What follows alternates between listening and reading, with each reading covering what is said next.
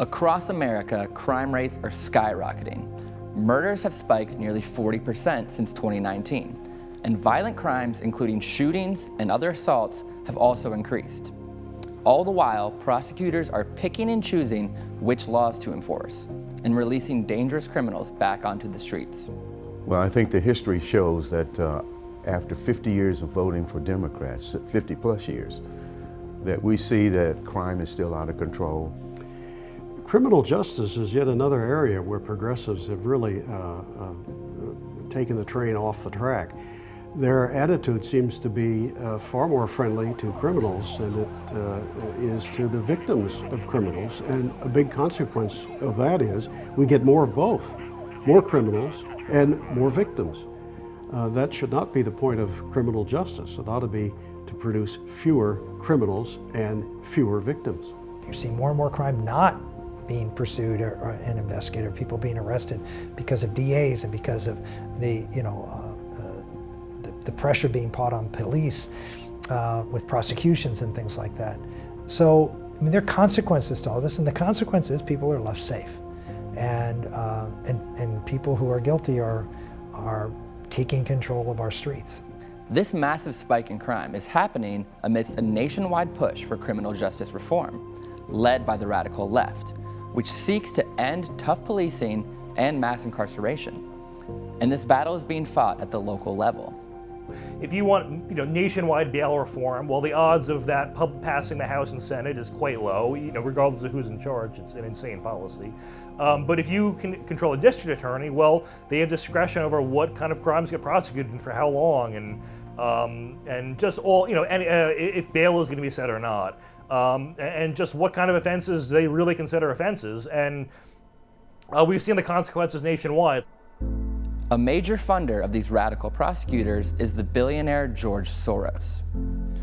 George Soros is, the most influential living man involved in politics today, especially in the United States. We see George Soros funneling money into a lot of campaigns for smaller offices, not just presidential campaigns. And the question that is asked is why? Well, evidently he wants to influence the policies in America. Now he's backing district attorneys and going way overboard in the local arena. When you have a local district attorney election where maybe someone spends $100,000 or $200,000 on their campaign, and Soros writes a check for $1 million to the competitor, it does make it very hard to compete. In 2020, the McCloskey family out of St. Louis, Missouri, was unfortunate enough to experience firsthand a rogue Soros-funded prosecutor. A St. Louis couple called Mark and Patricia McCloskey became folk heroes to many across the country after they were confronted by a dangerous mob outside their home, and returned with firearms to protect it and themselves. Mark and Patricia McCloskey were in St. Louis in a nice neighborhood in the west area, and their neighborhood had a gate around it, but it was invaded by Black Lives Matter and different protesters, and they held guns in front of their house and to protect themselves and their property. This was at a time when other properties in downtown St. Louis were being destroyed by these rioters, and the prosecutor in St. Louis, Kim Gardner, wanted to hold the McCloskeys responsible and wanted to criminally prosecute them for holding a gun in front of their house. Instead of going after these people that busted a gate and came into their neighborhood and brought fear into that neighborhood, instead of going after them, Kim Gardner wanted to prosecute this couple.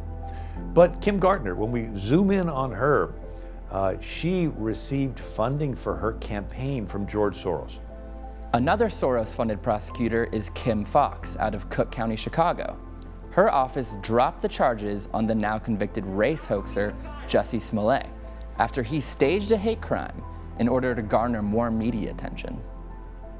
Soros has funded other notable rogue prosecutors such as George Gascon in Los Angeles, Larry Krasner in Philadelphia, as well as Alvin Bragg in New York City. New York State actually passed bail reform, and this was not Soros-backed, but you see an identical play out of where Soros-backed attorneys have done this. where 90% of crimes are deemed nonviolent and deemed, okay, we won't have bail for these. Well, the problem with that is who determines what crimes are nonviolent? And you have a group of bureaucrats who almost have a far left agenda, and their sympathies are going to be different than yours. Furthermore, in several major cities, these prosecutors have stopped prosecuting crimes like theft. San Francisco's leftist DA is no longer prosecuting shoplifters who steal less than $950 worth of merchandise, and yet appears shocked that there's been a subsequent spike in shoplifting, causing many businesses to abandon the area. I would say with the Soros-backed DAs, you know things are bad when district attorneys are household names. I think if you poll the average person on the street, like who's your representative, a depressing amount won't know. But you have people like Chesa Boudin in San Francisco who's effectively legalized shoplifting, where it's, hey, you know, if it's under a certain amount, it's just going to be a misdemeanor. And that actually is the case in most states, but in California, they don't prosecute those kind of misdemeanors, so it's effectively legalized theft there. According to a recent Rasmussen poll, most voters support removing soft-on-crime prosecutors, yet crime rates in major cities still rise.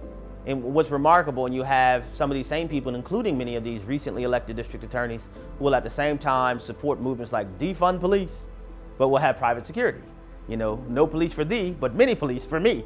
You know, it is the hypocrisy, because one of the touchstone figures, and I'm not saying that every one of these district attorneys are knowing and intelligible participants in this ideological commitment, but it's no doubt about it that they may be, as Lenin described them, useful idiots in establishing this kind of Marxist phenomenon where the fomentation of chaos is a necessary component to get people to willingly jettison their commitment to truth, one, and their commitments to various freedoms. You know, and so when you have people who will say, who've been elected to serve in a position of law and order, but actually who are not really adherents personally to the law and are not interested in order, it's showing that our system is being turned upside down, but it's being done intentionally. The design of the Marxists is to create chaos. And by having infiltrated our system of government at that level, at the level of the prosecutor and the attorneys that represent the rule of law, and if they are releasing criminals into the community, that's not by accident, that's by design. They are creating uncertainty, they're creating fear, and they're creating doubt of the system. That's what they want in order to produce what they need. It is all part of the Marxist design to create chaos. For them, out of chaos comes a new order.